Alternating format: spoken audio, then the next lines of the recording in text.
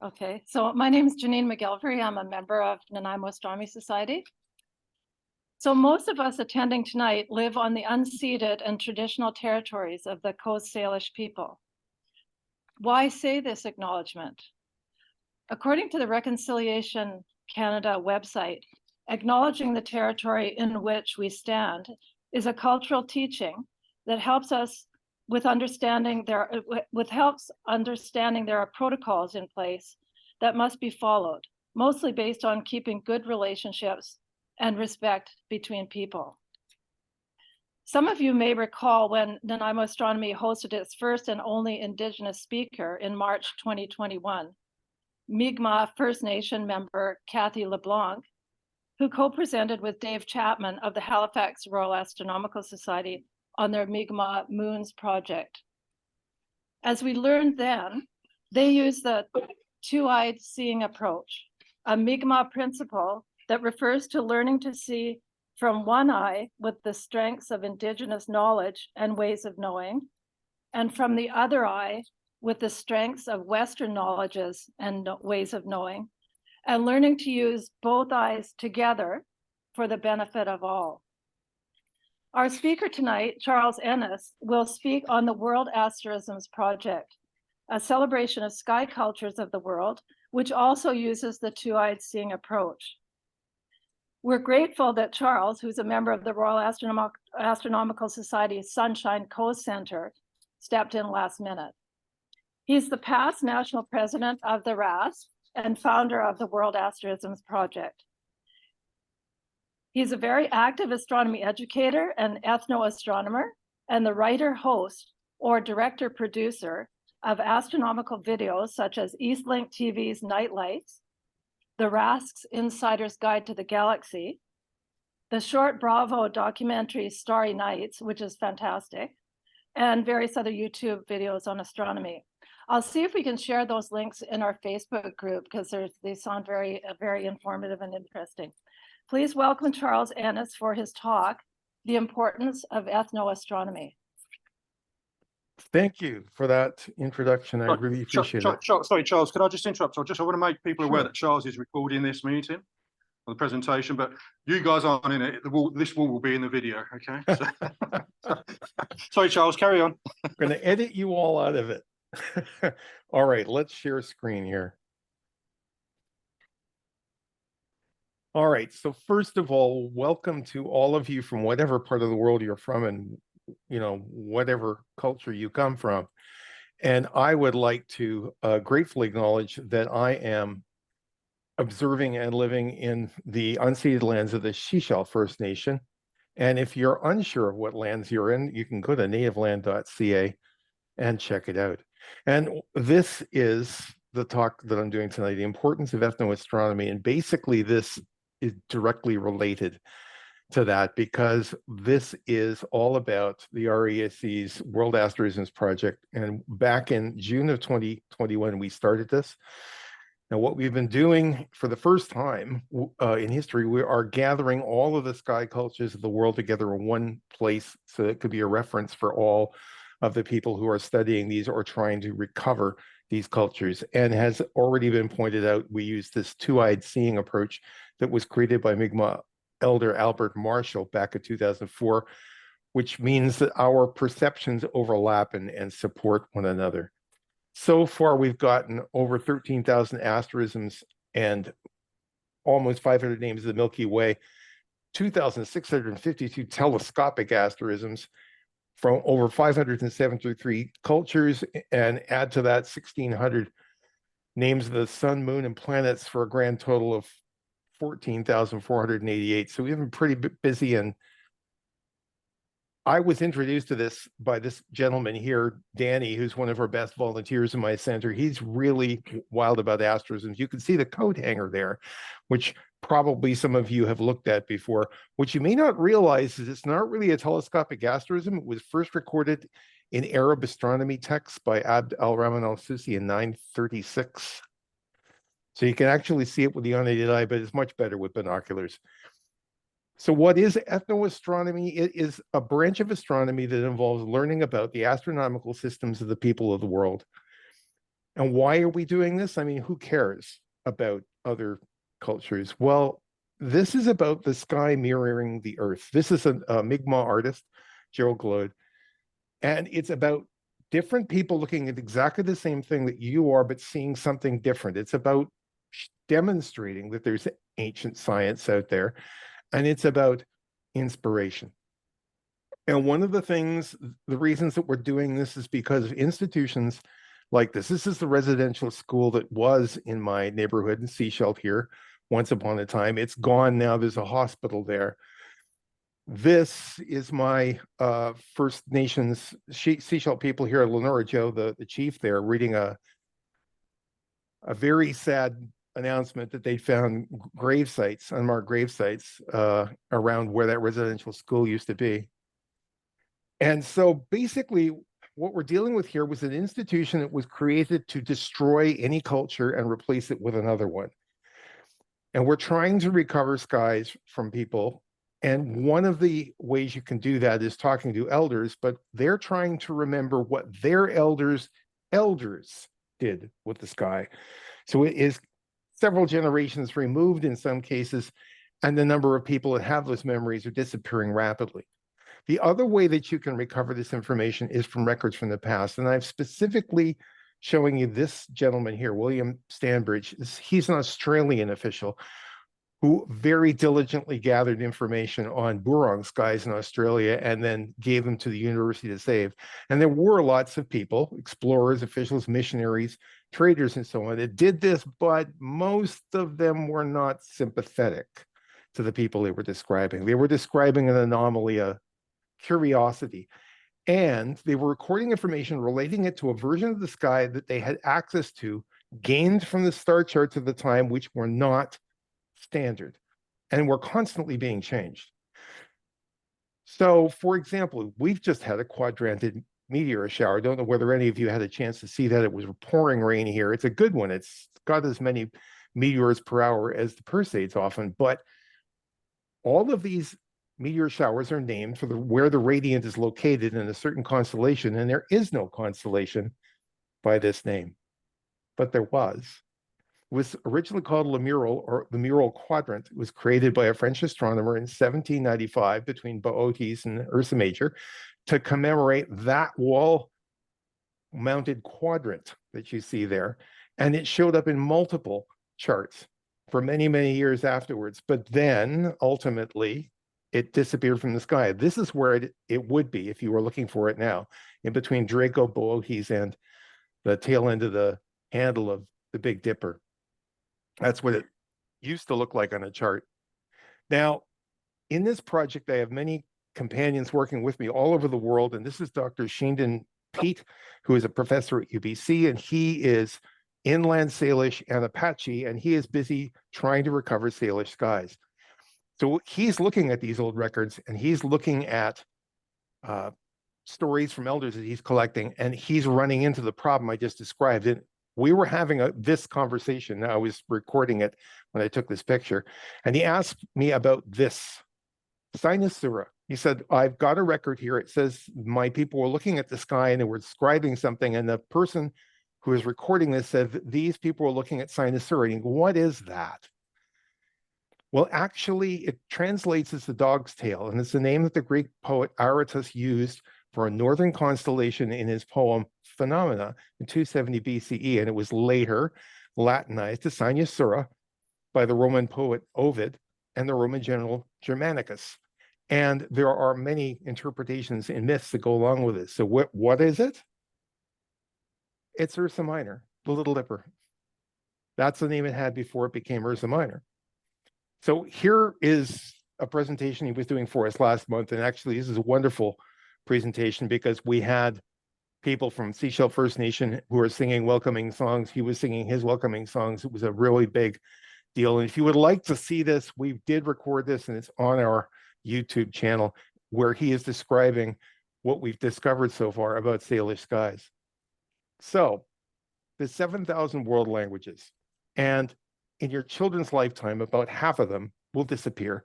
And you may be saying, well, okay, thank you, and another language is so thank you, isn't it? What's the big deal? The problem is cultures are foundations of knowledge. and key concepts and ways of seeing the world will disappear with those languages. And it relates to the difficulty in translating words accurately into other languages. And we run into this all the time on the project because we're dealing with all of these different languages and trying to decipher these skies. This is my favorite word for describing this. It's a beautiful picture of New Zealand. Isn't that beautiful? And Wenwa is a Maori word. It's from the Maori iwi, and it means land, country, ground, terrain, and placenta. Let that sink in for a sec. The land that gives me birth, the land that nourishes me. And the Maori people were famous navigators that were going across thousands of kilometers of ocean using just stars and currents and winds when my ancestors were afraid to leave the coastline because they thought the world was flat. So if you're looking at the standard southern sky today, this is what you would be looking at. But if you're Maori, you'd see something like this. And every single thing that you see on the sky there is related to navigation. And that boat there, voyaging canoe you see, you'll notice that the sky is turned around. You can see the Pleiades on the left, and that's the foaming waters at the front of the boat. The triangular Hyades cluster is the sail, and the 3 stars of Orion are the glittering waters going off the back of the boat. Let's look at an ancient Kokatha sky. This is Australia, and you'll notice, again, the Pleiades are on the left because we're in the southern hemisphere here. And so it's turned around. This is a different perspective, but Orion still looks like a person. You can see Ugaria is the Pleiades, and that's a group of young women. And then there's Kambaguda, who's their older sister.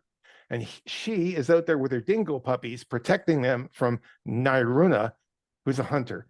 And he gets angry because he wants to get at those young ladies. So this star here starts glowing bright red, which means he's about to throw magic at them. But then this star here glows, which is Kambaguda kicking the magic back at him. Shows you that 8,000 years ago, they were aware of variable stars. They become weather prediction systems. This is an Inuit sky where you can see the sky that we're looking at right now. There's the Orion Nebula, it's the runners, the 2 placed far apart. Spirit of a polar bear is the Hyades, the breastbone is the Pleiades. And down here, you have a star called flickering. That's Sirius. And the reason they call it flickering is because it never gets any higher than that above the horizon from their perspective. And if it is flickering, they know that within 2 days, they're going to have strong winds and storms. It was a navigation system. This is a Hawaiian sky, Ka'ewekamo, which is the boneback lizard. It's one of 4 major star lines used in Hawaiian navigation. It is a genealogical backbone with each star representing a generation. Hokulea there, that is Arcturus. That is the zenith star for Hawaii. So that is directly overhead. And Hokulea means star of joy. You're close. It also has 2 lines for north-south. And the reason it's got 2 of them and they're either end is the constellation could be rising or setting, so you won't see the whole thing. So you still want to have your sight line so you can continue navigating. They also have, or their ancestors up in the sky. This is the Kite of Coelho. That's obviously the great square of Pegasus for modern astronomers. The Navigator's Triangle down there, that's a summer triangle. And Coelho is an ancestor, but every single one of those 4 stars in the corners of that are also named for ancestors. Very, very common thing to find in world cultures. It's about divination systems. I chose this because it's a Chinese chart, which is comparing Chinese astrological stuff to Greek to Indian Vedic stuff. They put their deities in the sky. In ancient Babylonian skies, you had the great god Alah up there. It's made up of the stars of Cetus, Aquarius, Pisces, and Pegasus. It was a calendar. They didn't have calendars on their iPhone. They didn't have calendars on the wall. They created all kinds of monuments which allowed them to identify specific dates of the year that were important to them. And some of these guys, like Chinese Xinguans, there's hundreds of them. Like just about everything you can imagine down here is up there. I'll show you a different example of this later. But then there are also examples of one asterism in the sky. The whole sky is one thing. This is the Dene people up north in Alaska and the northern parts of Canada. And this is Yadi the traveler looking down on his people. Now, most people, because of what we've learned in Western schools, believe that these are stick figures, and then generally that's the way they appear on charts these days. But you know what? It isn't just stick figures. A lot of cultures, like African cultures, every single star is a character in a story. This is something you see in Australian skies as well. There's multiple stories here. I'm going to take the one right at the top there, and I'm going to take you through it. So here is Orion, there's Taurus, and that star, Aldebaran, is in some African cultures the sky god, in some he's just a great hunter. Over here is the Pleiades, that's his wives, and they go, hey, you should be out there hunting, get out there. So he goes out hunting and he sees these three stars here are 3 zebra or 3 tapirs, or it depends on which culture we're talking about, what animal it is. Well, let's say in this case, it's 3 zebras. So he gets his bow, he fires the arrow, and the arrow falls short. And he's embarrassed, and he wants to get that arrow, but he can't. Why? Because there's a lion waiting in ambush. If you go to Inca Skies, there's no stars involved at all. If you're in the northern hemisphere, you're looking out of the Milky Way. If you're in the southern hemisphere, you're looking into it. And the dark clouds in the Milky Way are very prominent, and they are used as constellations in Inca Skies. There's only 2 stars here. That's Alpha and Beta Centauri there. In the mother llama, the number 6 there, that's the baby llama. Here's an example of that. This is from the southern sky. And if you're in Australia, it's an emu. You can see on the left there, that's the head, and the body goes off towards the right. If you're in South America, it's a rhea. If you're in South Africa, they call it an ostrich. Now, there are all kinds of things in the sky that have been named and renamed. And when people started using telescopes, this became very, very obvious. And this is an example, NGC 2301, which is an open cluster. And it's in Monoceros, and it was originally discovered by William Herschel in 1786. And then along came this gentleman up in the corner here, Ralph Copeland, and he began calling it Copeland's golden worm. Now, by worm, he meant the Germanic worm, like a dragon, okay? Then it became known as the Great Bird Cluster. But then a few years ago, this came along, J.K. Rowling, and now a lot of people are calling it Hagrid's Dragon. And there's other Harry Potter asterisms up there. Now, something I want to make clear really, really clear to you, and that is we're not going back to look at a time in history when everybody in a particular culture saw exactly the same thing. I guarantee you that never happened ever. And one clue to this is you're looking on a Stellarium sheet, which I use extensively to provide slides for these shows. Down in the corner there, you can see there's 4 Western choices that you can have for your sky. The one that's Western is the International Astronomical Union, but there's others. There's one there right here, H.A. Ray. Does anyone recognize that author's name? It's this guy. And he wrote a book on the stars. And some of my colleagues in the RASC, when they were kids, they learned the sky from this book. And actually, they're pretty good asterisms.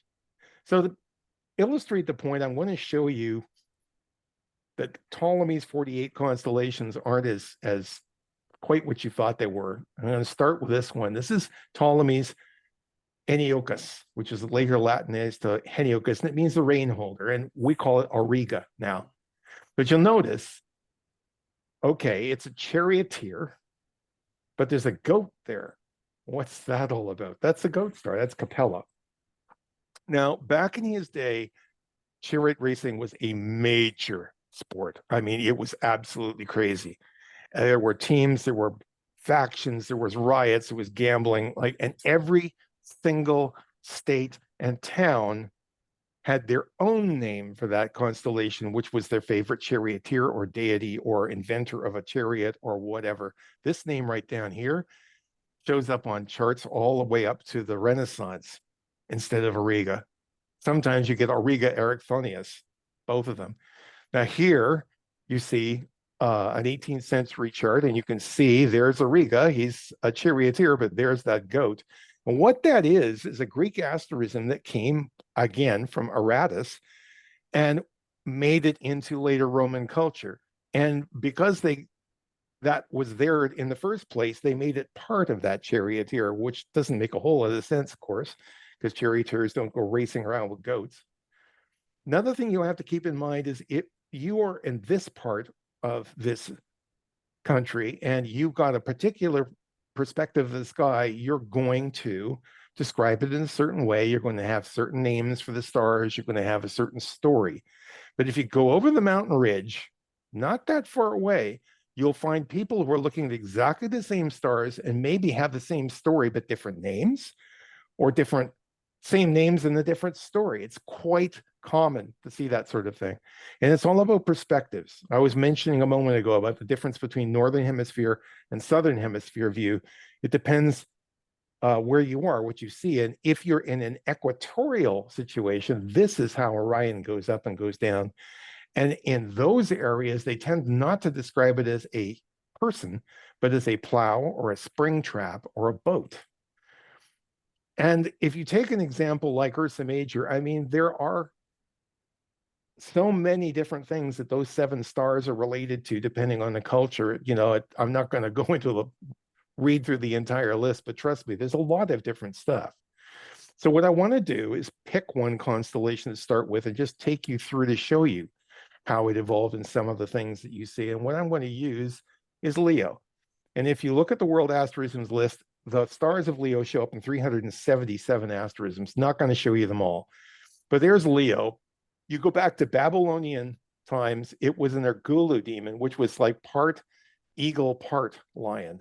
You can see an illustration of it here. Aratus first named it lion. Ptolemy picked up on that. Generally, it's depicted as from the side in profile. It shows up on the Egyptian Dendera temple because then the Greek influence was getting into Egyptian skies. So that's the way Ptolemy saw it in the sky. And you'll see this star here is Regulus. It translates as kinglet or princelet. So that's what it looks like on the chart now. And you can see Regulus there. But if you look at a Chinese sky, where they've broken it up into all kinds of asterisms, there is Regulus.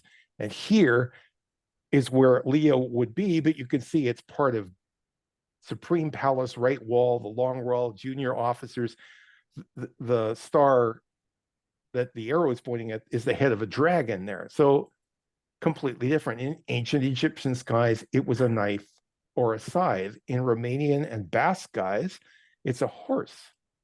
If you're Dakota, it is part of the fireplace over here next to the great sacred hoop in the sky. If you look at Mayan skies, the single star, that's Regulus. The rest of the constellation doesn't really appear. It's next to a constellation that they have called Death that doesn't relate to anything in Ptolemy's sky. If we're Ojibwe or Anishinaabe, it's the curly tail on the Great Panther.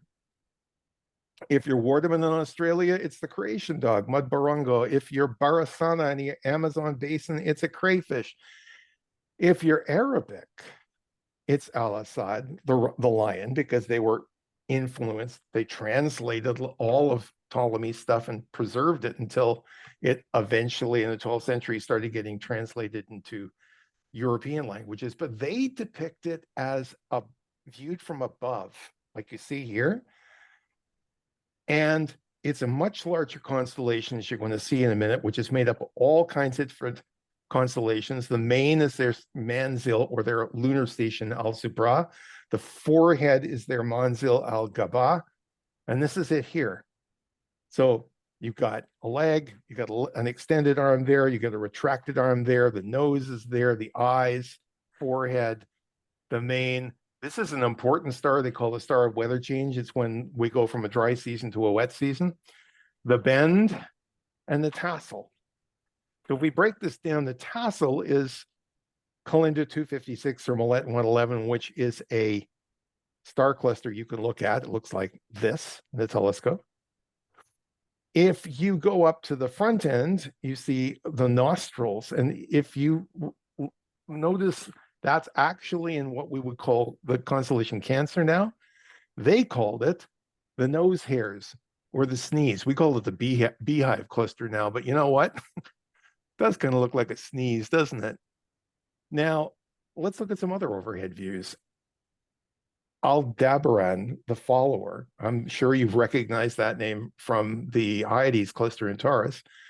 And in Arabic sky, there's an enclosure, and there's Aldebaran, the follower. There's his two dogs. There's his young she camels. Well, who is he following?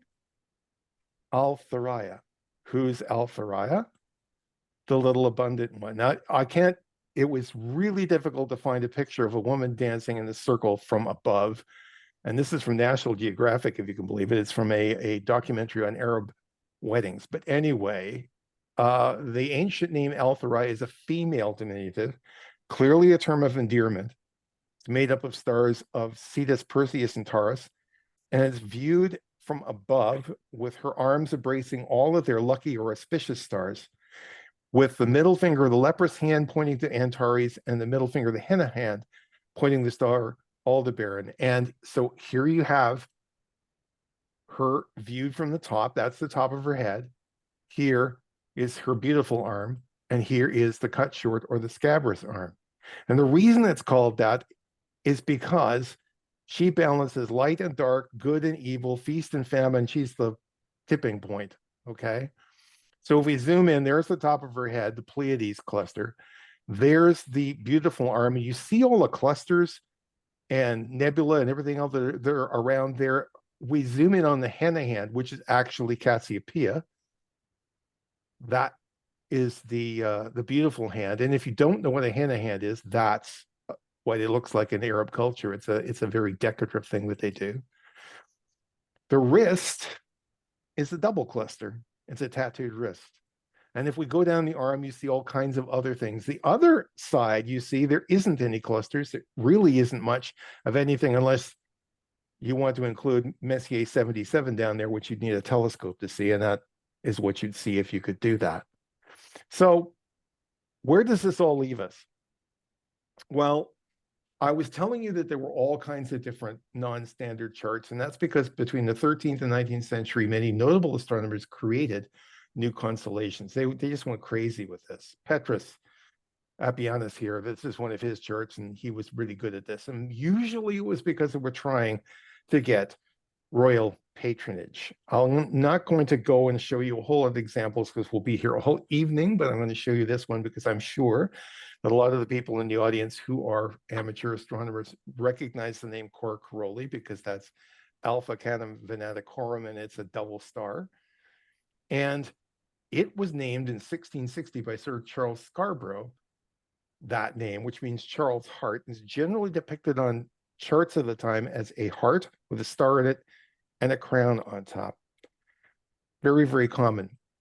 So the problem that this creates is that once you start using telescopes and you start trying to do science and you start trying to share that information with people in another part of your country or another country altogether, it turns out to be very difficult because everyone's using different charts. So the International Astronomical Union was started at the beginning of the 1900s, and by 1922 had decided that's it. We're standardizing the sky. We can't do this anymore. And that's how you got the sky that you now use as an astronomer. These are the 88 standard constellations. I've focused on the southern part of the sky here because that was a newer part, which you probably aren't as familiar with up here in the northern hemisphere. But it is a kind of a snapshot of things that were scientific back in 1922, just as the northern sky is a snapshot of Ptolemy's skies. So you say, okay, we're done, right? No. As a matter of fact, now we are discovering exoplanets at a rate of about 2 and 4 a day. And scientists don't like to have a press release and try to describe something by using a name, which is a bunch of numbers and punctuation and letters. They want a name like from Star Trek that sounds exciting, right? So what eventually started happening is Exo Worlds started. This is a project of the International Astronomical Union where they take a star with an exoplanet, they assign it to a country, and they say, you come up with a name for this. And suddenly you're getting hundreds of new names for stars and exoplanets reflecting cultures all over the world. So the process is still going on. But there is one other thing that I need to point out to you, and that is sometimes you get a culture that's completely lost at least part of their culture. And this is something that the Hawaiians dealt with back in 1976 when they created their voyaging society. They were looking for a navigator that could teach them how to use the stars again. This is their boat that they used to learn how to navigate. And they found a Sat Willie's navigator. You see a picture of him here. His name's Mal Pielug. And he said, you know what? Same stars. You know, like I can show you how to do this. And he did. His first voyage using stars and winds, he traveled 1,700 kilometers across the ocean successfully. It's an amazing system. If you've got to memorize about 300 different stars and the patterns that they make, but it's a very, very simple system to use once you figure out how to do it. And he said, you know what? If you have lost names of stars in the sky, look at the other Polynesian cultures like mine, like Rapa Nui, like Maori, all, you know, Marshall Islands, whatever, because we're all the same language group, and some of them you'll find them again. And they did. But if you've lost one, it's your sky. Name it again. And so what happens is if you're looking at what we call Orion in the sky now, and a Hawaiian sky, their name for it now is the Cat's Cradle, and it's a modern name, and it relates to a game that you play with children with strings, where you make little patterns. And they were so pleased that they had gotten their skies back and learned how to navigate again that one star is named for him. That star right there, which is of course Polaris. They called it Forever Mao. Now, all kinds of people do stuff with the sky. And if you've ever heard of the Burning Man event that happens every year, it was flooded out last year. Surprising, it's in the desert. Back in 2004, a couple of them got together, got a chart of the night sky, and renamed it. The whole thing. And look at it, it's hysterical. Like Cepheus, which kind of looks to me like a leaning garden shed, they call Costco Carportus. And it just goes on from there. It's a lot of fun. But the point I'm trying to make is people are still looking at the skies, they're still naming skies, because as I tell people all the time, nobody owns the stars. It's your sky as much as anyone's. They belong to everyone. Do what you will with it. Now, this is a living project that we're doing here, and this is what my inbox looks like right now. There's thousands of leads that we're chasing down. Some days you get a jackpot, you get a whole bunch of stuff. Sometimes a whole day's work, you get one little clue. A couple of days ago, I was able to find a obsolete constellation called the Reindeer or the Rangifer, which is up in the northern sky. And I knew roughly where it was, but I actually found a chart from 1754 that showed me exactly which the stars were for that. Pretty exciting. But another thing that's happened since we've created this project is people come up to me and they go, I saw this pattern in the sky and I think it looks like something. And are you interested in that? And the answer is, yeah. We have all kinds of wonderful asterisms that we've collected from people personally over the last 2.5 years. So all of this information is in the World Asterisms Project page of the RASC website. You can go to this link, or you can go to the search box in the rasc.ca site, put in World Asterisms Project, or you can just go to Google and put in World Asterisms Project. You'll get it. And there you will find all of these asterisms in a handbook, in lists, both PDF and Excel, and all of the other lists that go along with this. And if you want the stories and the expertise that go with it, there's a resource list that'll direct you to the experts in the various different fields that work on this stuff. So it's free, it's easy to access. I just updated it today, first update for this year.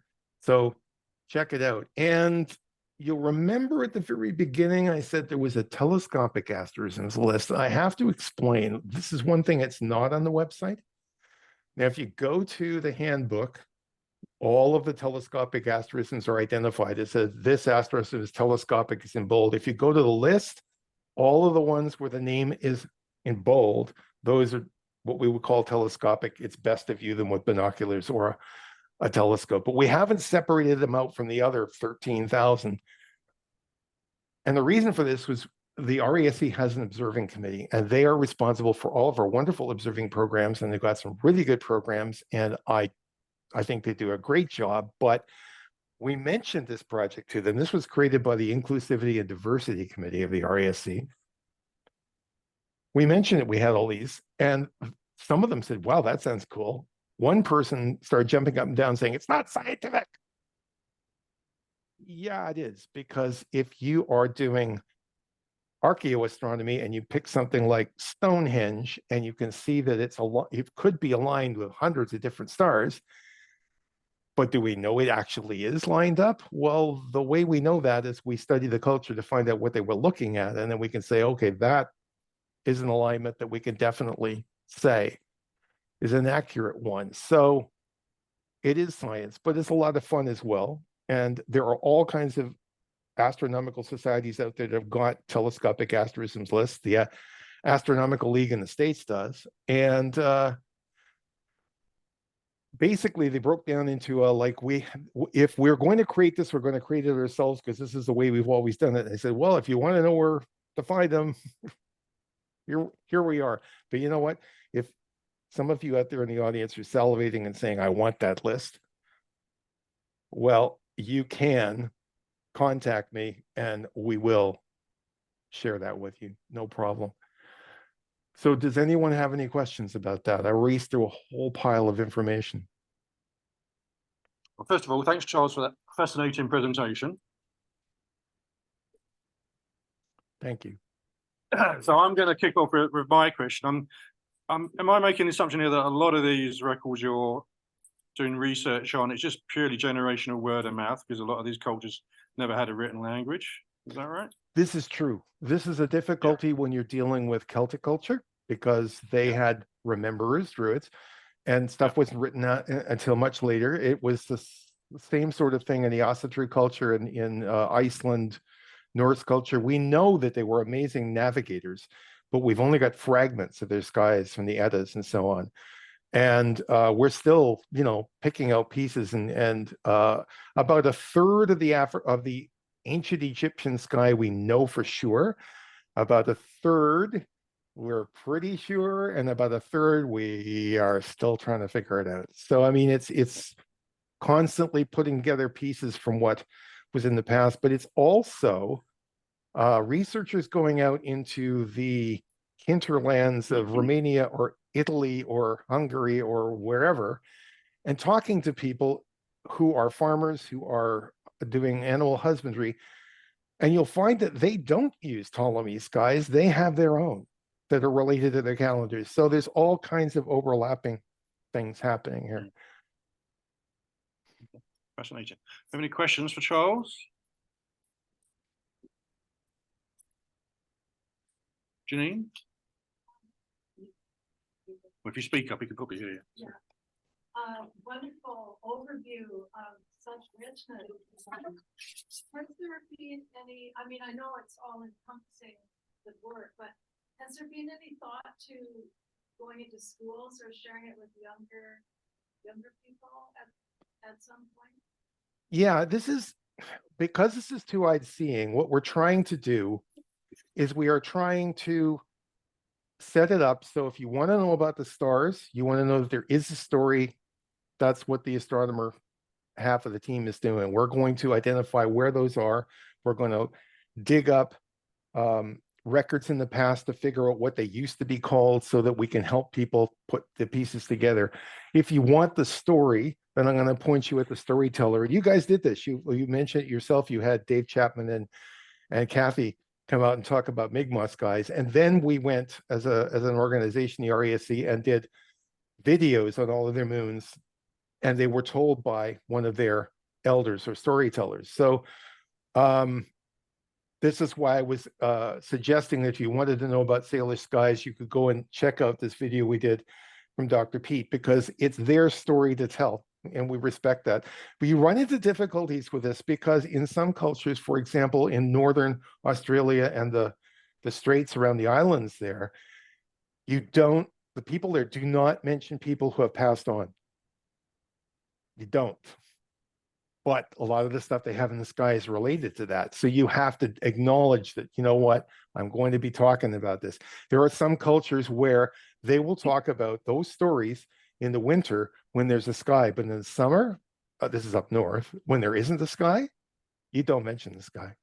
You don't tell those stories. So, I mean, there's all kinds of rules around these things. It's you have to be very careful with this stuff. And that's why we are trying to be caretakers, stewards of this, and make it available to researchers. People have said to us, well, you could publish this. Yeah, if there are major ethnoastronomy and archaeoastronomy conferences every year, and they publish these things that are about this thick of 1,200 pages, and they cost a fortune.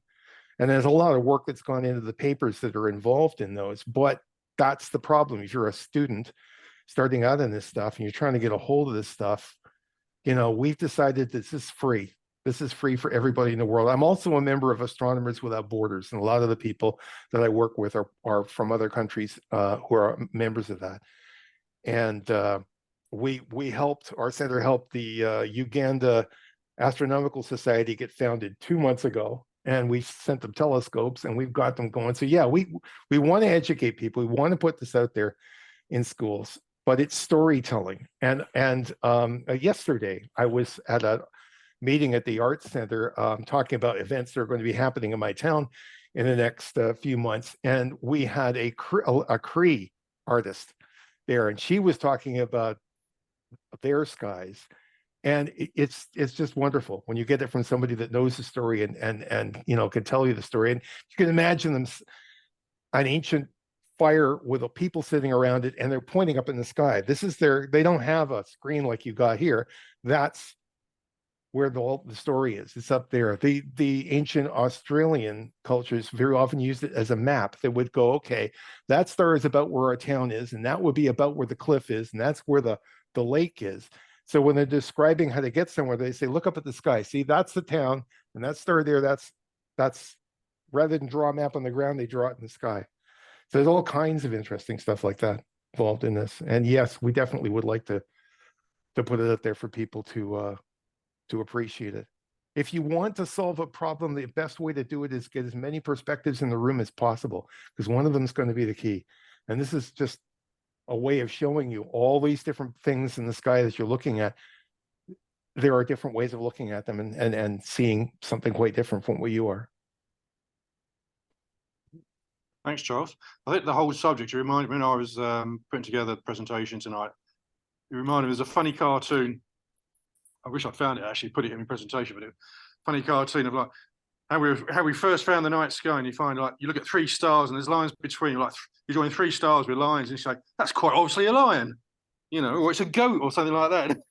And it's like, how do you know this stuff? You know, I was talking to Dave Chapman just last month, and we were talking about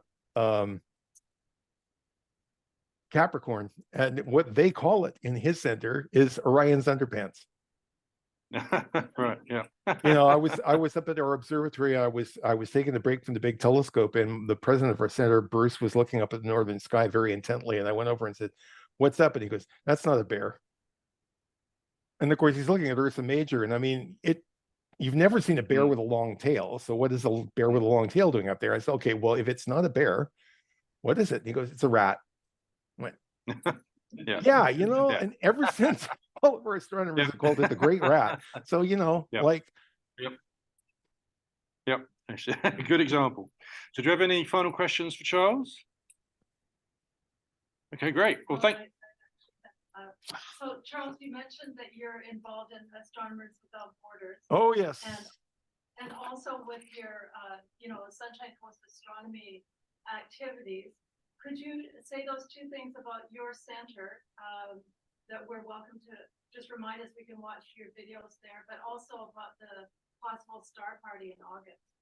Yeah, well, I mean, all of our presentations by whoever's doing them, like Dr. Pete there, we record them, we put them on our YouTube channel. We have our active Facebook page, which is where we let people know whether we're definitely going to be open this Saturday, because we try to be open on Saturdays for our observatory, which is a roll-off roof. But something that I was asked to tell you all was that there was a merit star party, and it ran into difficulties because they weren't able to find a place to do it. And ultimately they threw up their hands and said, we give up, we can't do this. So they dissolved the organization, and what they've done is donated the money to my center, and I've inherited some of their board of directors, and we're going to be putting on a star party at our observatory at the end of August. So if you'd like to come there, and we've just done a $25,000 upgrade on our observatory to make it fully handicap accessible. We've got observing pads and red lighting. And where are you exactly, Charles? We are in Seashell, BC, and we're situated at Okay. the airport. We Yep. we lease the property from the district of Seashell for $1 a year, and there are runway lights, but they're red and amber, so it won't affect your Yep. vision. Can't use a laser pointer because an airplane might be coming into land, but other than that, it's a great location. Nice, excellent. Thanks for that, Charles. Thanks again for joining us at such short notice as well.